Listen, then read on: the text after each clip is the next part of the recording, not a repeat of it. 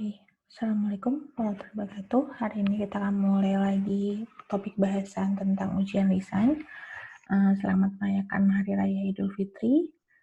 Mohon maaf lahir batin untuk kesalahan-kesalahan terdahulu. Mudah-mudahan kita bisa memulai lagi nih dengan fresh dan semangat baru.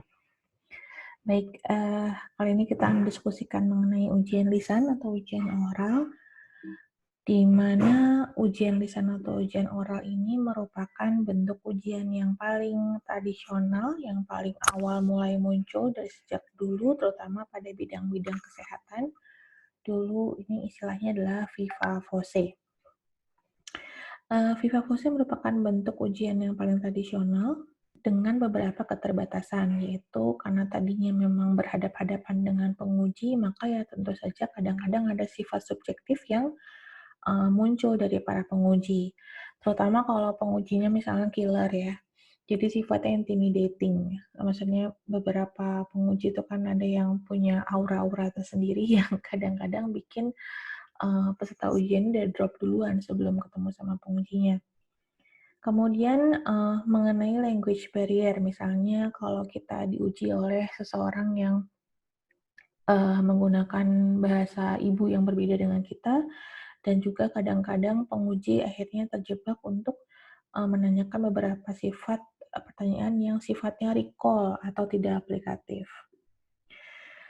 Lalu mengapa kita masih perlu ujian lisan? Karena tentunya ujian lisan itu dapat menguji in-depth knowledge. Jadi dengan ujian lisan, penguji punya keleluasaan untuk bertanya lebih kontekstual tergantung kadang-kadang dengan apa jawaban yang diberikan peserta. Misalnya nih, saya tanya pada kandidat A, apa itu ujian lisan? Kalau kandidat A bilang, ujian lisan tuh ujian yang pakai bicara ya dok. Nah, setelah itu mungkin saya udah tahu, oh ini memang knowledge-nya segitu aja.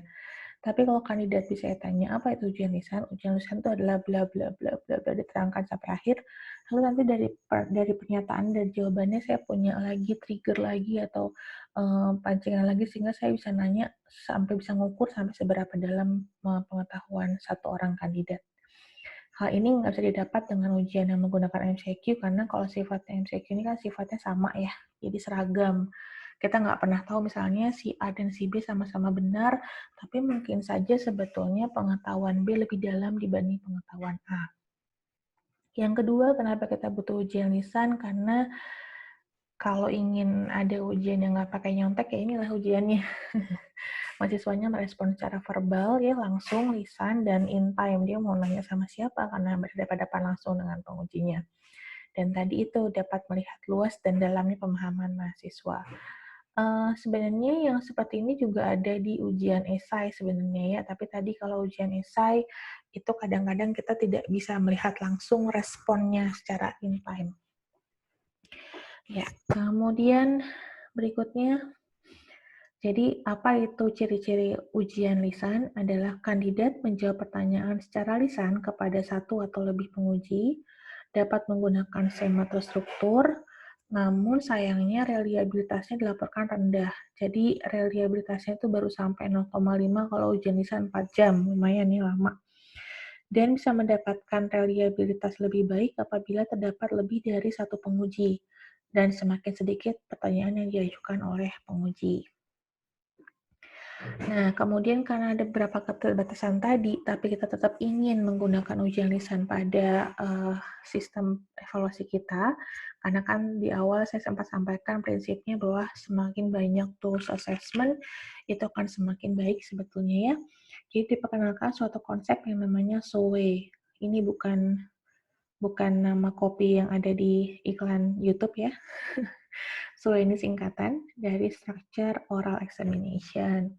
Apa itu?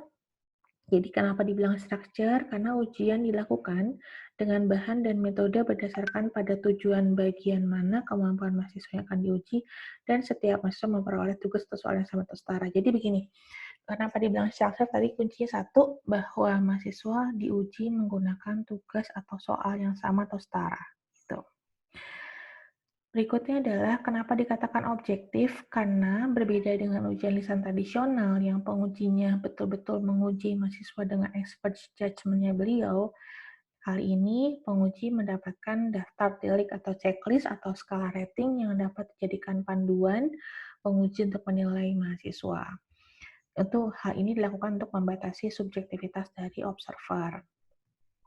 Kenapa dibilang oral, itu ya tadi ya, so itu satu oral saja. Nah, kemudian di Unpad nih, kami tambahkan dengan kata-kata oral case analysis, karena tadi tugasnya apa ya, supaya bisa bisa men-trigger nih dalamnya pemahaman, maka dibuatlah analisis kasus. Jadi kasus yang harus dianalisis oleh mahasiswa, kemudian dipresentasikan secara lisan. Nah, balik dulu, ini pasti belum kebayang sampai sini. Jadi begini, kalau long case, mungkin ibu-ibu dulu pernah diuji dengan long case. Kalau long case kan jadinya diharapkannya akhirnya problem solving.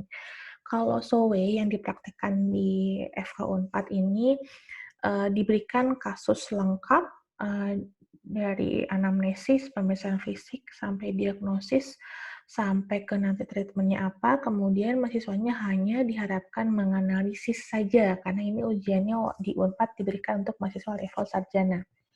Jadi dia diminta menganalisis apa sih ilmu kedokteran dasar yang berkorelasi dengan kasus tersebut, gitu ya. Nanti mudah-mudahan ke depan tambah jelas kayak gimana bentuknya. Nah, bagaimana kami membangun kasus SOE di FK Unpad, yaitu kami sediakan satu kasus untuk mahasiswa. Kasus untuk mahasiswa ini dapat sangat bukan beragam ya, maksudnya dapat di-set lebih dari satu kasus. Misalnya bisa 20 kasus, bisa sampai lebih dari 20 kasus nggak apa-apa, tapi tentunya harus disesuaikan dengan blueprint ujian. Kemudian kami siapkan juga daftar tilik penguji, di mana penguji ini dapat menguji mahasiswa sesuai dengan daftar tilik yang dipunyai. Lalu kami berikan juga examiner guide, itu adalah semacam apa ya, panduan kepada penguji mengenai jawaban yang diharapkan dari mahasiswa dan berapa nilainya layaknya. Jadi itu adalah panduan untuk para penguji. Kemudian kami setting dari sisi SDM yaitu 2 penguji untuk menguji satu mahasiswa. Nah, bagaimana waktu ujiannya? Waktu ujiannya adalah mahasiswa masuk ke dalam suatu ruangan selama 30 menit, mendapatkan kasus dan menganalisisnya, kemudian menyiapkan presentasinya. Kemudian dari 20 menit kemudian, mahasiswa akan datang ke ruangan penguji, lalu mempresentasikan hasil analisisnya kepada 2 orang penguji, dan 10 menit kemudian kedua orang penguji mendiskusikan hasil, menyamakan persepsi, lalu menyampaikan umpan balik terhadap hasil ujian tersebut ke mahasiswa. Ini adalah contoh soalnya. Jadi kalau bisa dilihat, ini adalah contoh soal sistem dermatomuskuloskeletal. Kasusnya adalah HIV/AIDS ya, dermatomuskuloskeletal hematoimmunology system.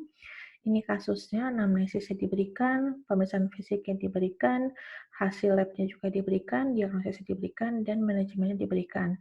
Instruksinya adalah analyze the case based on your relative prior knowledge including BHP itu bioethics, CRP itu epidemiologi, dan PHOP atau public health. Ini adalah bentuk soalnya. Nah, di Unpad ini namanya SOCA ya, walaupun awalnya adalah SOE, tapi kita berikan nama Structure Objective Oral Case Analysis, disingkat dengan SOCA.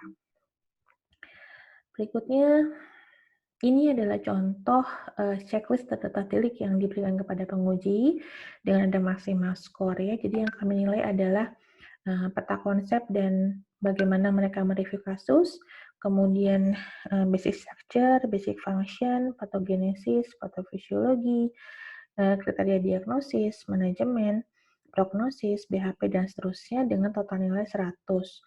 Pada di tab performance, mahasiswa juga dinilai mengenai kemampuan keterampilan komunikasi, presentasi, dan perilaku profesional ya. Itu data untuk penguji. Nah, kadang-kadang apa nih, apa bisa dipakai apa yang ujian lisan? Satu, buat saya ujian lisan itu digunakan untuk mengeksplorasi masalah etika yang kompleks. Jadi kadang-kadang kita suka bingung bentuk ujian etik apa ya yang bisa yang diuji dengan apa. Mungkin bisa dengan bagian dari oral examination, bisa bagian dari ujian formatif juga. Kemudian tips praktisnya harus ada ujian lisan terstruktur. Sebaiknya kalaupun ada ujian lisan harus SOE bentuknya, harus menggunakan blueprint, pertanyaan dan jawaban sebagai terstandar, Gunakan penguji yang independen lebih dari satu, dan kalau bisa jangan digunakan pada ujian yang bersifat high stakes ya, dan bila tidak dikombinasikan dengan metode ujian lain. Nah, itu adalah SOE. Kalau ada pertanyaan, mangga nanti bisa ditanyakan di Google Classroom. Selanjutnya kita akan bahas tentang OSCE, tapi akan di video yang berbeda. Terima kasih.